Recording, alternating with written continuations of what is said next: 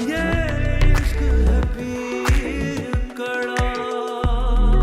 जहां आरा की जान तो बच गई लेकिन अभी खतरा टला नहीं है, क्योंकि आस्तीन के सांप जहां आरा के इर्द गिर्द मंडला रहे हैं।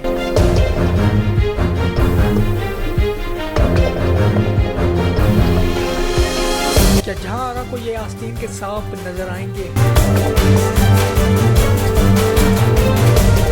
बादशाह बेगम की एपिसोड 10 को रिव्यू करेंगे, इसके साथ साथ इसकी एपिसोड 11 पर भी आगे चलकर बात करेंगे। वीडियो को एंड तक लाजमी देखिएगा। चलिए वीडियो को शुरू कर देते हैं।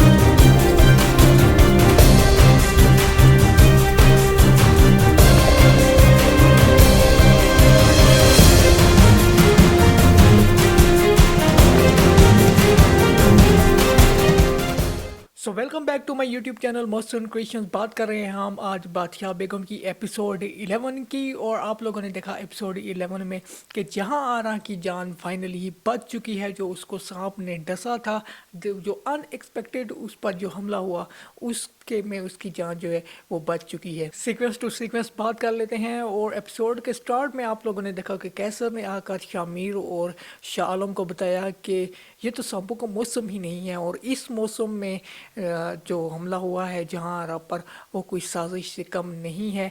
आप लोगों ने अपनी हवेली में ही सांप पाले हुए हैं।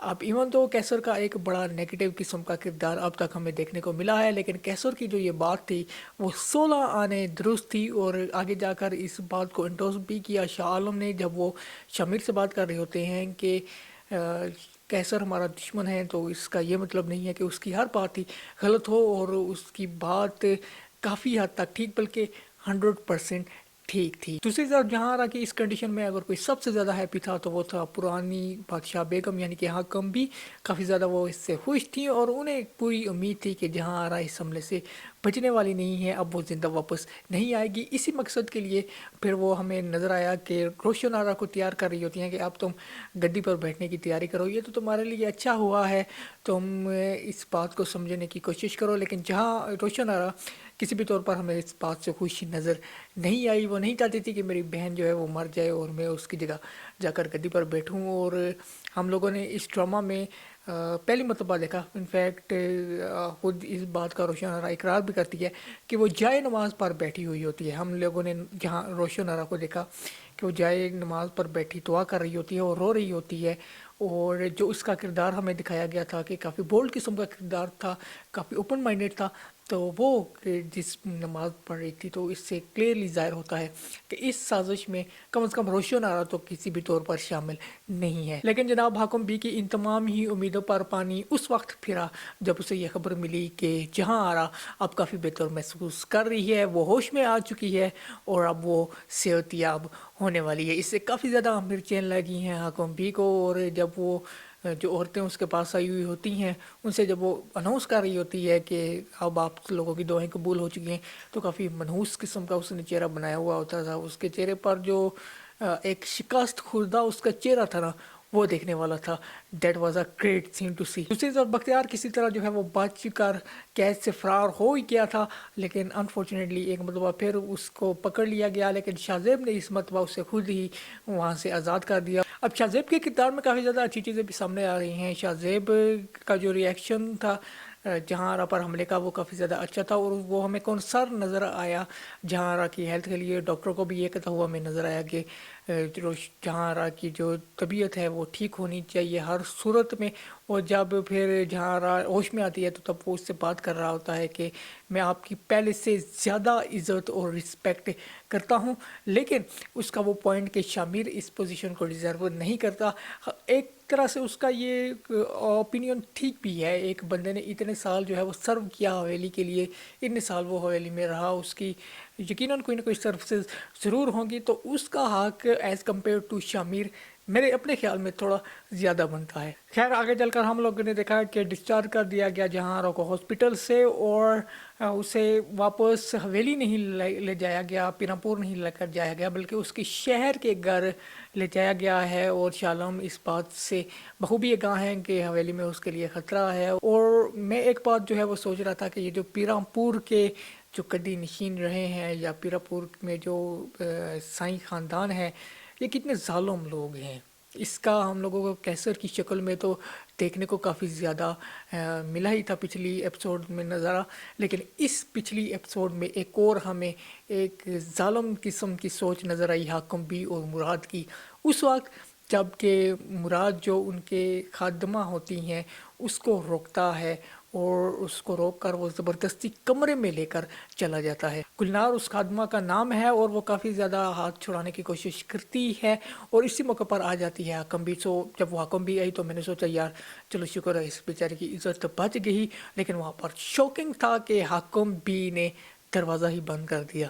جی ہاں، اس نے دروازہ ہی بند کر دیا اور بیچاری گلنار جو ہے وہ کافی زیادہ ہیلپ لیس ہو گئی، اور وہیں پر اس بیچاری کو مراد نے اپنی درندگی کا نشانہ بنایا اور اس کے ساتھ زیادتی کر دی۔ اب یہ کافی زیادہ ڈس اپوائنٹنگ تھا دیکھنا، اور بولتے ہوئے بھی کافی زیادہ ڈس اپوائنٹمنٹ فیل ہوتی ہے۔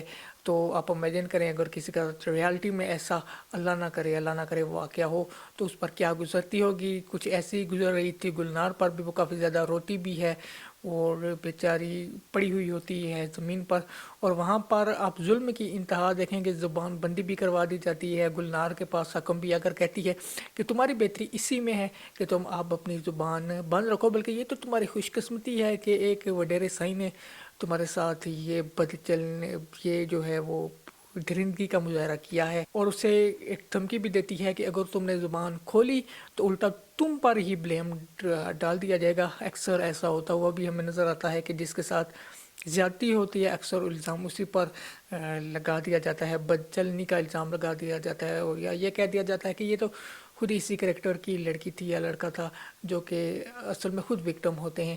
سو یہ کافی زیادہ انفارچونیٹ تھا۔ اس کا لور بیچارہ وہ بھی ہمیں نظر آیا کافی زیادہ ہیلپ لیس ہوتا ہے، لیکن اس نے ہاتھ پر ہاتھ رکھ کر نہیں بیٹھا، وہ اس نے ایک انٹرسٹنگ موو ضرور کھیلی ہے، اس نے ہیلپ لی ہے اب کیسر کی، اور دیکھنا ہوگا کہ کیسر اس کے ساتھ کافی کیا اس کی کوئی ہیلپ کر پاتا ہے، لیکن I don't think so Caesar is a right choice to get justice.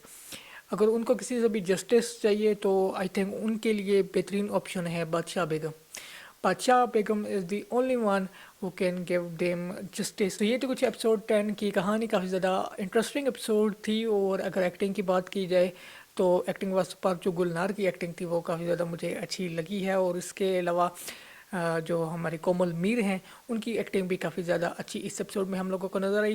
So I hope کہ آگے چل کر یہ سٹوری مزید انٹرسٹنگ ہوگی اور اس کی سٹوری کافی فاسٹلی آگے جو ہے وہ موو ہوگی۔ اب بات کر لیتے ہیں اس کی کچھ ایپیسوڈ 11 کی۔ سو ایپیسوڈ 11 میں آپ لوگ دیکھیں کہ گلنار جو ہے وہ حویلی سے غائب ہوگی، اور یہ بات کافی زیادہ فکر میں مبتلا کر دے گی حکم بی کے لیے، کیونکہ اسے پتہ ہے کہ اگر زبان کھول دی اس نے بادشاہ بیگم کے آگے یا کسی یا شاہ عالم کے آگے یا شاہ زیب کے آگے، تو پھر کافی زیادہ مشکلات ہوں گی اس کے لیے بھی اور مراد کے لیے بھی، اور یہ قطعی طور پر وہ ایسا نہیں چاہتی، اور پھر وہ اس کی سچ کے لیے مراد کو وارن کرے گی کہ اس کو ڈھونڈو جا کر، اور دیکھنا ہوگا کہ کیسر اس کی کیسے ہیلپ کرتا ہے گلنار کی۔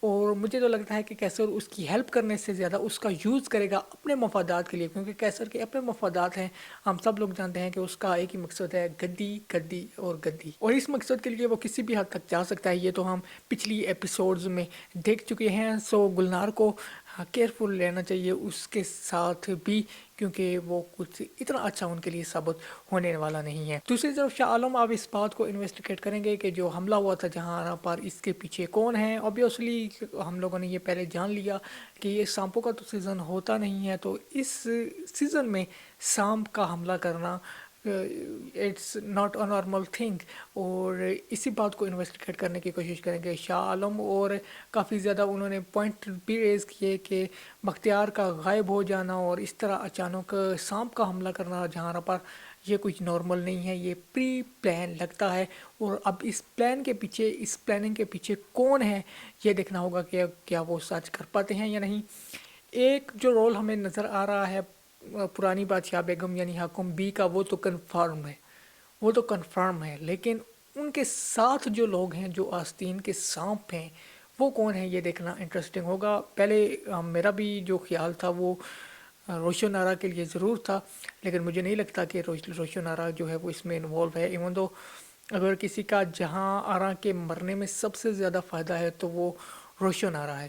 روشن آرا کو قدی بھی مل سکتی ہے اور اس کو اپنا پیار بھی مل سکتا ہے، یعنی کہ بختیار۔ سب سے زیادہ فائدہ تو اسی کا ہے، لیکن ابھی تک مجھے ایسا لگ نہیں رہا کہ وہ اس میں انوالو ہے۔ دوسری طرف جہاں آرا اب صحتیاب مکمل طور پر ہو جائے گی، اور اب چونکہ وہ سٹی میں ہے تو اس کی ملاقات ہوگی اب ایک مرتبہ پھر بختیار کے ساتھ، اور اب کیونکہ وہ جو ریسٹرکشن جو حویلی میں تھیں وہ اس پر نہیں ہوں گی، تو کافی زیادہ ہم لوگوں کو ان دونوں کے درمیان کافی رومانٹک قسم کے سینس دیکھنے کو مل سکتے ہیں، اور ان دونوں کی جو لو سٹوری ہے وہ کافی زیادہ آگے بڑھتی ہوئی بھی ہمیں نظر آ سکتی ہے۔ اور نیکسٹ ایپیسوڈ میں آپ لوگ دیکھیں گے کہ بختیار اور جہاں آرا ایک مرتبہ پھر آپس میں ملیں گے۔ اس ڈرامہ کو ہم آگے چل کر بھی ریویو کرتے رہیں گے۔ آپ لوگوں کو یہ ڈرامہ کیسا لگ رہا ہے اور آپ لوگوں کو کیا لگتا ہے کہ آگے کیا ہو سکتا ہے، کمنٹ سیکشن میں مجھے ضرور بتائیے گا۔ نیکسٹ ویڈیو تک کے لیے مجھے دیجیے اجازت، اللہ حافظ۔